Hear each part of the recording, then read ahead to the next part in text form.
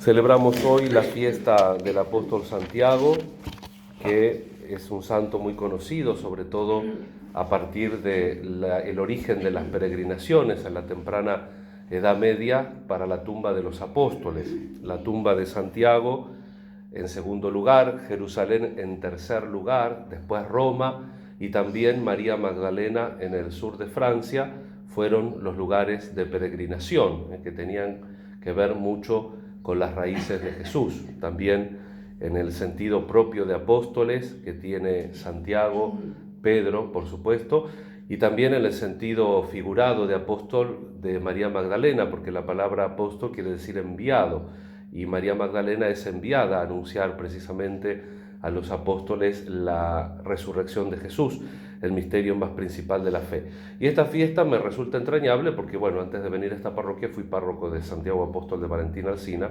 Por supuesto que al vivir 9 años en España hice varias incursiones en Santiago de Compostela, ¿no?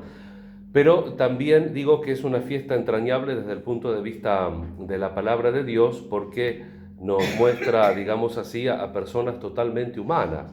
Le llamaban los guanerges. El temperamento tiene también y hace a la misión que el Señor nos da, pero siempre nosotros tenemos que tratar de adecuarnos, a pesar del temperamento, a la misión que el Señor nos da. Y estos dos hermanos, Santiago y Juan, tenían pocas pulgas, son los mismos que cuando van a preparar el camino a Jerusalén y tienen que pasar por Samaria, en Samaria no les quieren dar alojamiento precisamente porque van a Jerusalén y vuelven un poco enojados y le ofrecen a Jesús caer fuego del cielo sobre la ciudad. No se resisten con un no, y sin embargo Jesús tiene paciencia. Y aquí esto es maravilloso, ¿no? La paciencia que tiene Jesús, porque estos dos que mandan a la madre al frente para pedir en la derecha y la izquierda, y después los otros 10 se indignaron con los dos hermanos, típicamente humano. Uno, y ve el contraste, ¿no? Jesús en la cruz y nosotros peleándonos por idioteces. Y siempre en el contexto de la subida a la pasión. Siempre estas peleas miserables, mezquinas, amarretas, podrá ser un término argentino, estas peleas amarretas tienen en el contexto del Evangelio, y yo creo que a propósito, el que Jesús decididamente va a Jerusalén, que Jesús se va a enfrentar realmente con el mal, que es la ausencia de Dios, se va a enfrentar realmente con el pecado, no es quien está a la derecha o quien está a la izquierda. Si ustedes quieren ser santa, la visitadora no se los va a impedir, cualesquiera fuere. Si yo quiero ser santo, el obispo no me lo va a impedir. Si el obispo quiere ser santo, ningún papa, Benedicto, Cuauhtigua, Bergoglio o el que venga, ninguno se lo va a impedir, porque tenemos el camino de la salvación. Las otras cosas son juegos humanos, pero nosotros a veces estamos atentos a esas cosas. Estamos atentos a esas cosas porque, como decía ayer en la homilía, a veces tenemos un pensamiento mundano, y el pensamiento mundano está en estas cosas.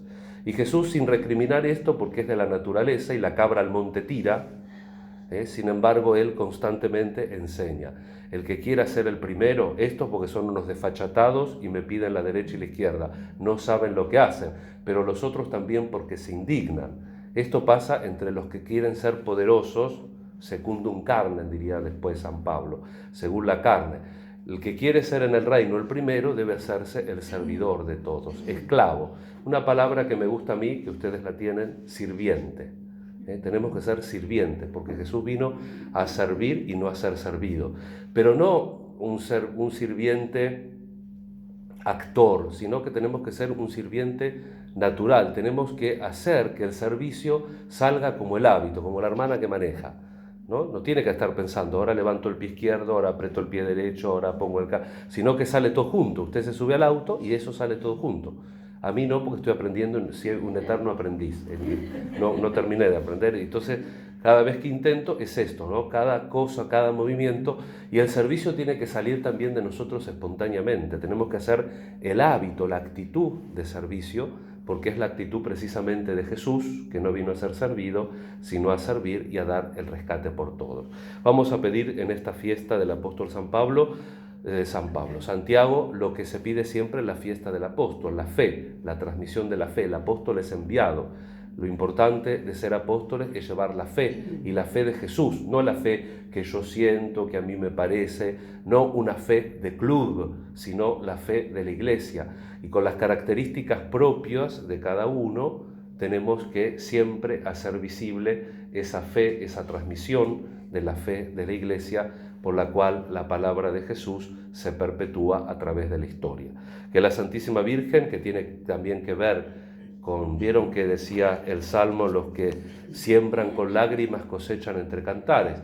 La tradición, un poco tal vez mítica de Santiago, nos dice que, como nosotros también en muchos aspectos, no somos cabeza dura, y parece que cuando Santiago va a evangelizar España, los celtíberos eran un poco cabeza dura, no había forma, por la mezcla de culturas, de idiomas y de mitologías, no había forma de que le entre el Evangelio, y se lo pone a Santiago llorando en una piedra al lado del río en Zaragoza, y viene la Virgen en cuerpo mortal y lo consuela.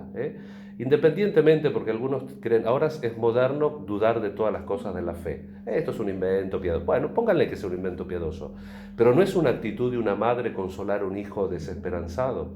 Ayer la parábola, precisamente en el tiempo ordinario, del sembrador impertérrito, es precisamente eso, no desanimarse. Nosotros tenemos que sembrar la palabra.